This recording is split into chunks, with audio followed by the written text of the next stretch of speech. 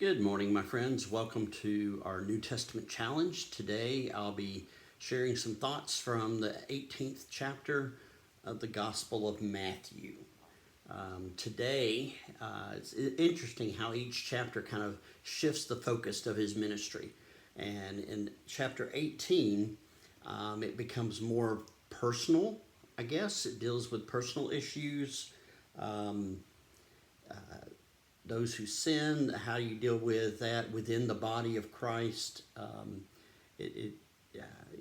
you deal with how you live in community, I guess, really, and so how people relate to each other in the body of Christ. So it starts off with the disciples coming and asking Jesus, "Who is the greatest?" And I always love that. Another passage in Mark, James and John come to Jesus and say, "Hey, Jesus, we want you to do something for us. Put us on your right and left hand when you come in your glory." And then the other disciples got really upset. Don't know if they got upset, they were jealous, or they got upset because they didn't think of it first, or they were just saying, "Hey, how do you know they're the greatest? We could be the greatest." And so his whole focus there, and this is what happens here in Matthew, he brings a child, and you got to remember, at that time, children had no status whatsoever. They were to be seen, actually not to be seen, and not to be heard. They had no status whatsoever until they reached a certain age. And so, for him to bring a child into an adult discussion was a radical issue. And then he says, if you are going to enter into the kingdom of heaven, you must become one like this little child. I recently did a sermon called Childlike, Not Childish, and talking about childlike faith. What do we have? There's a trust, there's an obedience, there is a certain amount of joy, awe, when it comes to being having childlike faith, trusting in the one that you have faith in. And so he says, because we get a little cynical, a little sarcastic as we get older, and part of that is just dealing with sin in our lives. And so he just reminds them. He says, if you're going to be first, you need to be last. Whoever becomes like this child is the greatest in the kingdom of heaven. And whoever welcomes such a child welcomes me. That's a reminder to the church that we are to treat the little ones as important.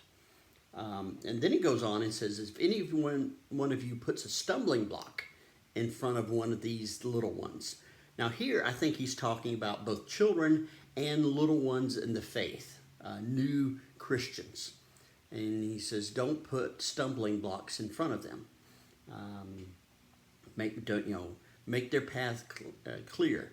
Allow them to grow in the faith, because when they're young, you're not as prepared to battle temptation. And so those of us who are already people of faith need to make sure. It's almost an added responsibility to us. Not only do not put a stumbling block, but make sure that no stumbling blocks are there. Clear them out. Take care of these folks. Then he talks about, dealing with our own sin. He said, if in some of these things, he exaggerates to make his point. He wants you to understand what he's trying to say. He says, if your hand or your foot causes you to stumble, cut it off, throw it away. It's better to enter life maimed than to be a sinner and spend eternity in the fire. If your eye causes you to stumble, tear it out, throw it away. It's just what can cause you to stumble. What is your temptation? If you know it and you still deal with it, there comes a point in time where you need to just set it aside. The example I give a lot of times, if your friend has a chocolate issue, don't go by the candy store. Don't take them by this candy store, or if you have that. And, on your way home, you always stop by that place and you get your candy and you go on, take a different route home. There are ways of dealing with that. Think about that. And there are times to think about that. And, when you're at the candy store, that's not the time to think about it. You need to think about it beforehand. Deal with your temptation before it becomes urgent.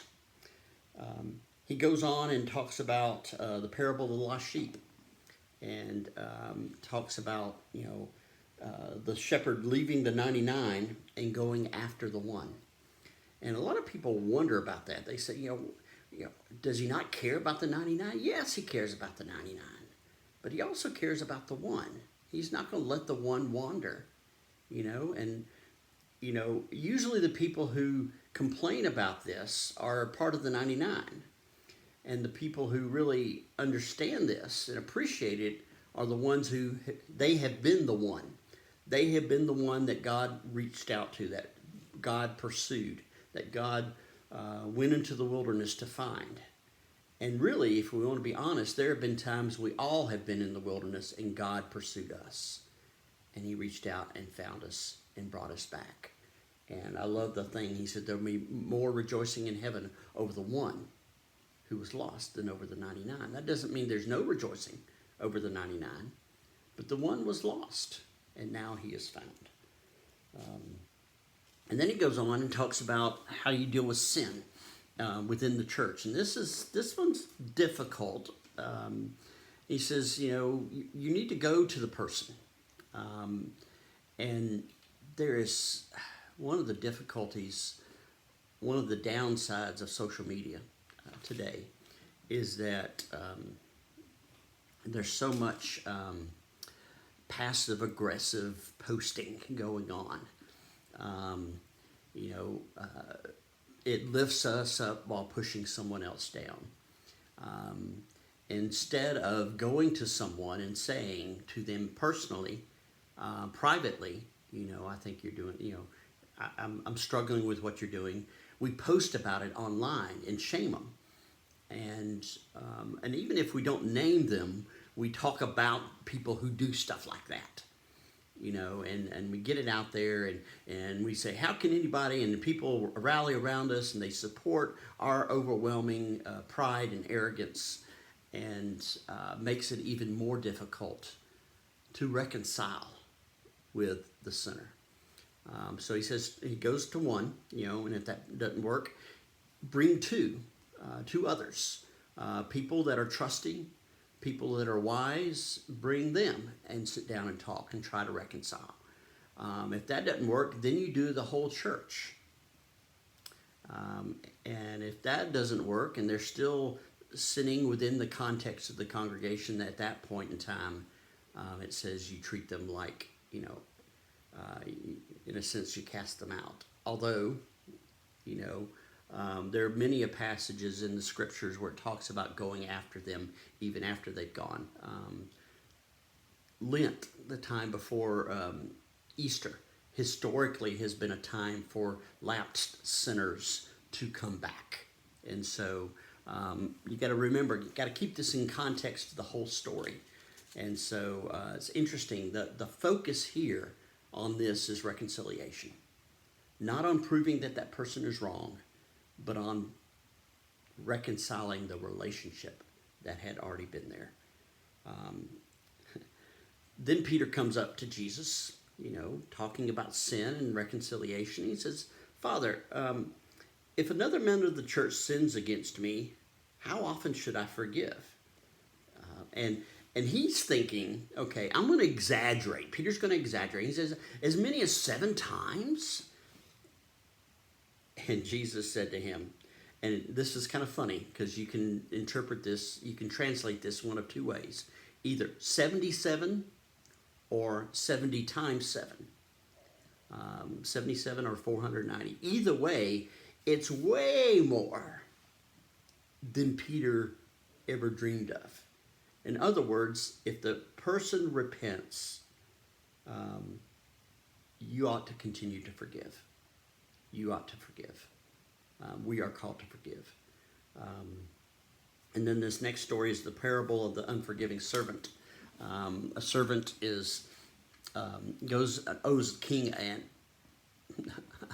a unknowable amount of money, huge amount of money, and he begs the king to forgive him. And Lord, don't do this. I will pay you. I'll pay you back. And the king, feeling gracious, says, okay, yeah, I'll forgive you your debt. You're free. Don't have to pay it back. Just go. And so he goes out. Instead of rejoicing, he sees another servant who owes him, a lot less. And he grabs him and he says, if you don't owe me, I'm going to throw you in prison until you pay me back. And so he shakes him down. Well, the other servants see that and are upset, and they bring him back to the king. And the king says, how can you do this? You received forgiveness, and yet you do not give it. And that's when the man gets thrown in jail. And it brings us to the point, it relates to the Lord's Prayer. Lord, forgive us as we have forgiven others.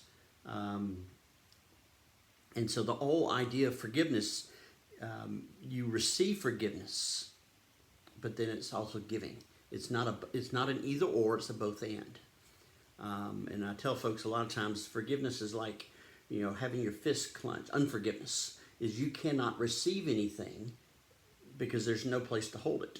And you can't give it. That if you receive, then you are able to give. So if you understand and you appreciate forgiveness and have received forgiveness, then, take it and leave it. Take it and pass it on. So a little bit more today. Good stuff. Hopefully you stayed with us throughout this, and look forward to talking to you tomorrow.